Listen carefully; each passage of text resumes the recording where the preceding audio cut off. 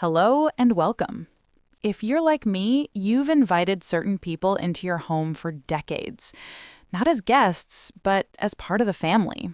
Their morning chatter is the soundtrack to your coffee. Their laughter, a familiar comfort. For millions, Kelly Ripa and Mark Consuelos have been that couple, a beacon of vivacious energy and a seemingly unshakable partnership. Their love story, which began on a soap opera set, felt like a real-life fairy tale.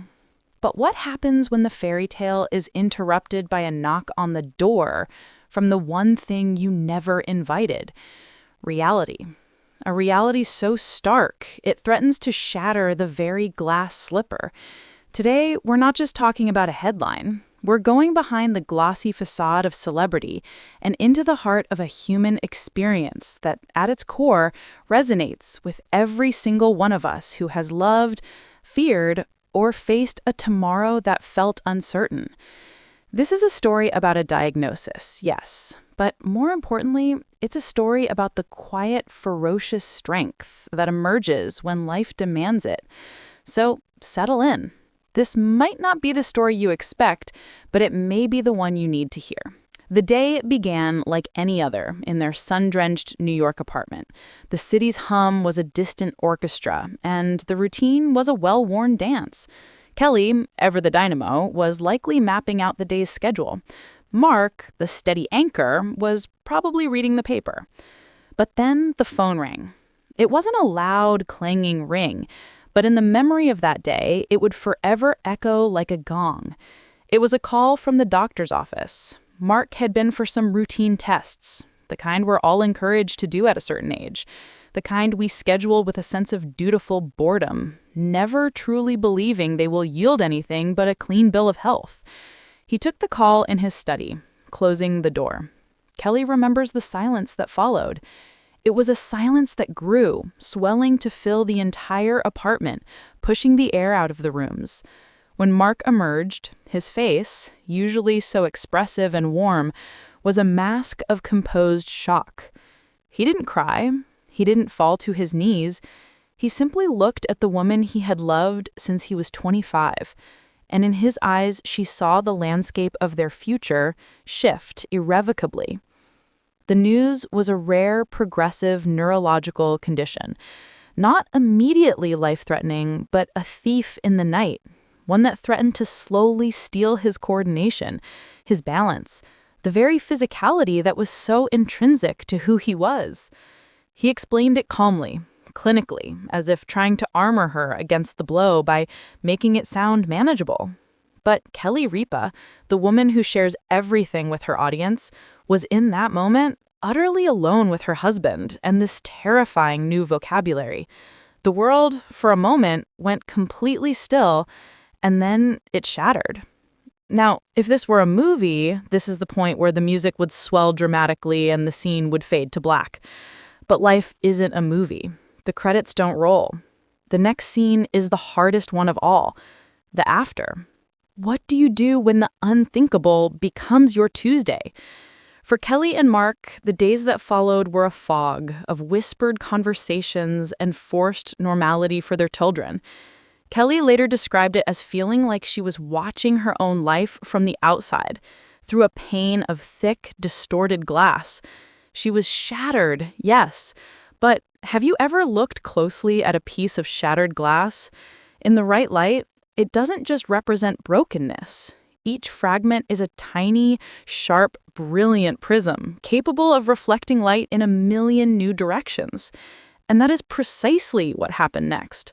Because just when Kelly felt she was at her most broken, a memory, long forgotten, surfaced from the depths of her mind. A memory of her own father, and a lesson he taught her about fixing what seems irreparably broken. It was a Saturday morning in the 1970s.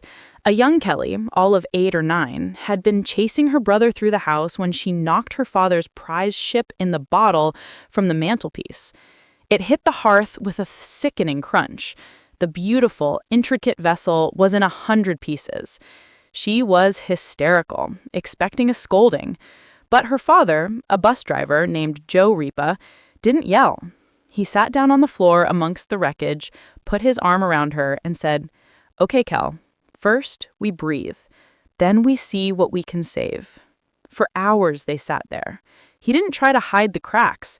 Instead, he showed her the Japanese art of kintsugi, a concept he'd read about where broken pottery is repaired with lacquer, dusted with gold, silver, or platinum. The philosophy is profound. The breakage and repair become part of the object's history, making it more beautiful, more unique, and more valuable for having been broken. Sitting in her New York apartment 50 years later, Kelly looked at her husband, at their life, at the sharp, painful pieces of their new reality scattered around them, and she remembered her father's lesson. They couldn't wish this diagnosis away. They couldn't pretend it wasn't happening. But maybe, just maybe, they could gather the pieces and start the slow, patient work of rebuilding. They could fill the cracks with something stronger than fear. They could fill them with love, with resilience, with a renewed commitment to every single moment. This wasn't about going back to the way things were. That ship had sailed. This was about building something new, something even more beautiful with the cracks. But embracing this philosophy would require a courage they weren't sure they had, and a decision that would leave their closest friends and the entire world utterly stunned. The public first sensed something amiss, not from a tearful interview, but from a silence. Kelly was uncharacteristically absent from live for a week. The official reason was a family matter. Mark's vibrant social media presence went dark. The paparazzi photos showed them looking drawn, holding hands a little tighter as they walked, their faces etched with a new, sober gravity. The rumor mill churned. Was it marital trouble? Problems with one of their children? The speculation was a low, constant hum in the background of the entertainment news cycle. Then, they made a decision that shocked everyone. Instead of retreating into total privacy, they chose to confront the narrative head-on, but on their own terms. They weren't ready for a sit-down with a journalist, not yet. Instead, they did something far more powerful. They went on a long-planned family vacation, and they allowed a single unposed photo to be taken. It was a picture of them on a boat off the coast of Maine. Mark was at the helm, squinting into the sun, a faint, determined smile on his face. Kelly was beside him, her head resting on his shoulder, her hand on his back. They weren't hiding. They were living. The photo spoke volumes. It said, "We are still here. We are still us, and we are fighting this together." This single image, this act of defiant normality, was their first act of kintsugi. It was them picking up the first piece of their broken normality and saying, "This we can save." But as they returned to New York, they knew the hard part was just beginning. The public display of strength was one thing, but the private battle, the one waged in doctors' offices and in the quiet of their own fears, was a mountain that still needed to be climbed. And the first step up that mountain would involve a radical and deeply controversial plan that would test the very limits of their faith in each other. A truth about love that most of us never have the courage to face. A truth waiting for them on a mountaintop, quite literally halfway across the world. The medical advice was standard, conservative, a regimen of medications to slow the progression, physical therapy to maintain mobility. It was a path of management, of defense. But Mark, after the initial shock had worn off, felt a fire ignite within him. He didn't just want to manage the decline, he wanted to fight it with every fiber of his being. He began researching late into the night, falling down rabbit holes of clinical trials, alternative therapies, and cutting-edge neurology. He found a clinic in Switzerland, a place that was less a hospital and more a high-tech wellness sanctuary, specializing in a holistic, aggressive approach to neurological conditions.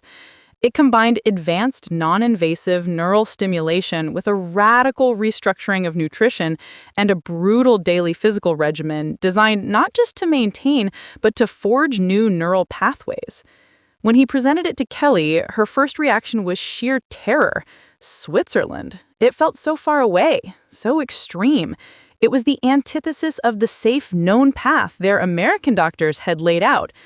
What if it was a scam? what if it made things worse?